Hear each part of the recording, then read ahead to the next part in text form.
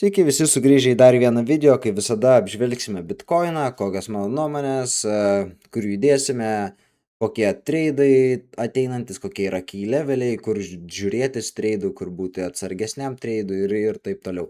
Ir žinoma, ką darysiu su dabartiniu savo treidu, tai ilgai mano šnekėtos kelis video, net 3 gal kokius 65-66 tūkstančių levelis, nuo kurio laikau longą ir tikrai džiaugiuosi, kad laikau longą. Iš tikrųjų, na, tikrai nebuvo lengva pagauti tą longą visų pirma ir labai daug kas misino manau, kad iš traderių, nu, ir tik dabar pradeda keistis tas sentimentas visą laiką, kad ir kilome čia, daug kas dar vis buvo bearish ir daug labai šortų atsidarinėjo, daug kas norėjo šortinti ir realiai tik ties dabar kažkur prasideda tas viški, kad keičiasi sentimentas viso to iš bearish į bullish. Taip.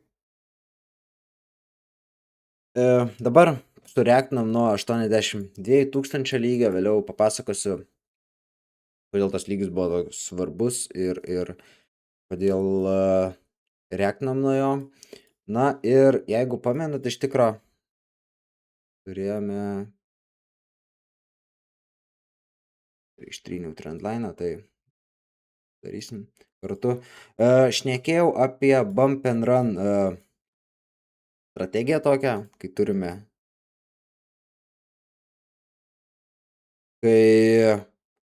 šį trendliną, kurį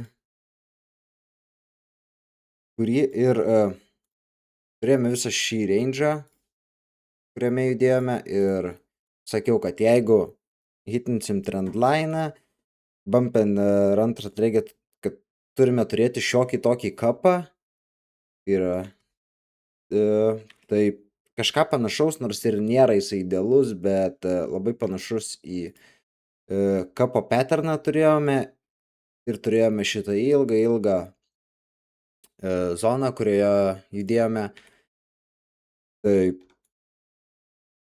bandėme pramušti čia tą trendliną, gavome rezistansą, pramušėm ir realiai reaktino, kai supportas. Ir sakiau, kad jeigu pramušime šitą trendliną, tai tikrai matysime gerokai aukštesnės kainas, kas yra realiai galima būtų imti pirmą Fibonacci ir žiūrėtis maždaug ties šitam kainam, bet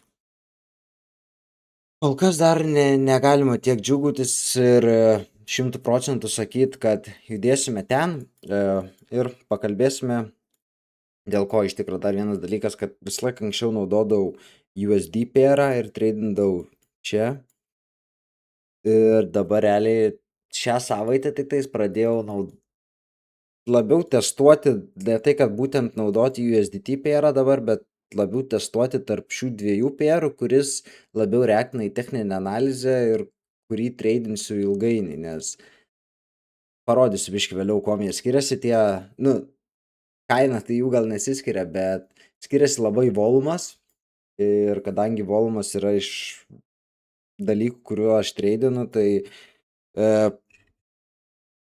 labai man svarbus iš tikrųjų. Reikia žiūrėti, kuris čartas labiau reaktina į tą techninę analizę, nes USDT pairo yra žymiai didesnis volumas, ir kada jau pamačiau, kad USD iški daro nesąmonės, kai turėjome šitą viką. Jeigu pažiūrėtume, USD pairą nėra viko, USDT pairą nėra viko, ir USD toks, kosminio dydžio čia kiek 3,5% vikas. Ir tikrai gadina visą tą techninę analizę, tai tokie vikai. Tai va, dėl to žiūriu, dėl realiai ateinančias kelias savaitės, manau, nulems, kurį visgi naudosiu pėra treidinimui. Na ir dėl ko tas 82 tūkstančių lygis, tai jeigu paimtumėm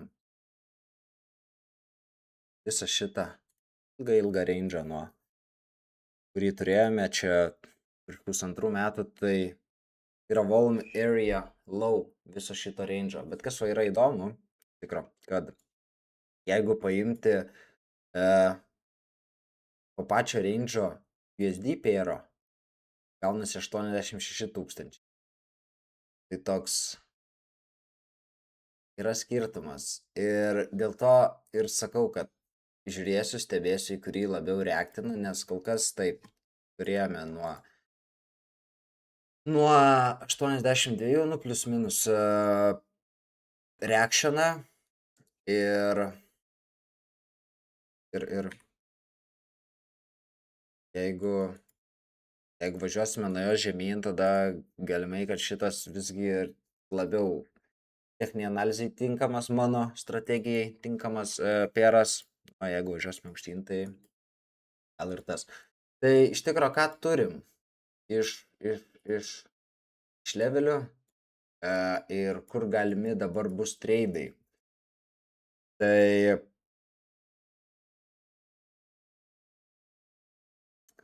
problema tame, kad turiu longą nuo 65 tūkstančių, tačiau nematau labai daug vietų, labai gerų levelių, kur galima būtų shortint.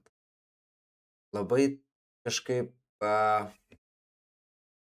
mažai vietų, kurios parodytų tikrą tą apie artimus levelius. Taip, žinoma, turime aukščiau tų gerų labai levelių, kurių pats laukčiau ir mielai shortinčiau, tačiau būtent va šitam price action iki 87, 89 nėra kažko tokio, kas mano strategijai būtų treidinama. Toks įdomus dalykas ir nėra gal labai geras dalykas iš vienos pusės. Bet iš kitos pusės aš ir tikiuosi aukštesnių kainų, tai kaip ir gerai, nes nešortinau, neturėjau nei vieno šorto, nei čia, nei čia, nei čia, nei čia, nei čia, kur daug žmonių, labai daug žmonių visus šitus šortina. Ir realiai tik dabar sentimentas pasikeitė, žiūrint Twitterį ir įvairius soc tinklus, tai tik dabar tas sentimentas pasikeitė taip, kad žmonės pereina į labiau bullish pusę, nes visi iki čia buvo bearish. Na, o dėl longų, tai dėl longų turime iš tikro neblogą lygį 77. Nėra kažkoks įspūdingas levelis, labiau gal šita visa zona. Ir kodėl manau, kad longui būtų gerai, tai vis pirma turime Fibonacci, turime nemažai likvidumo čia, tai daug žmonių tikrai čia entrino longus ir jų visus stop lossai yra čia, tai gausi toksai liquidity grabas vienos pusės paėmus. Po turime Fibonacci, turime weekly naked point of control levelį, taip pat turime sentimento switchą, tokį vadinamą, kai žmonės jau pradėjo labiau žiūrėti, kad čia kylam, čia to all time highs ir taip toliau, nes pats Twitter'į seku nemažai žmonių ir tiesiog dažnai būna skaitinėti Twitter'į, tai matau, kaip visas tas sentimentas žmonių nuomonės keičiasi dėl Bitcoino kainos krypties ir pagrindinis keitimas įvyko realiai šią savaitę ties šitom kainom. Daug žmonių longino, tai reikia grebint liquidity dideliem žaidėjam ir gal tada tik tais važiuoti aukštyn. Ir antras dalykas, realiai žiūrint iš paprastos market structure, tai turėjome low, high,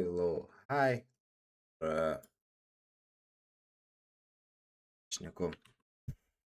Higher high, higher low, higher high, higher low, higher high, higher low, higher high, higher low. Ir dabar tik higher high. Ir po tokio didelio ralio, mažai turėjome tokių dipų, tai labai visai logiškai atrodytų market structure, jeigu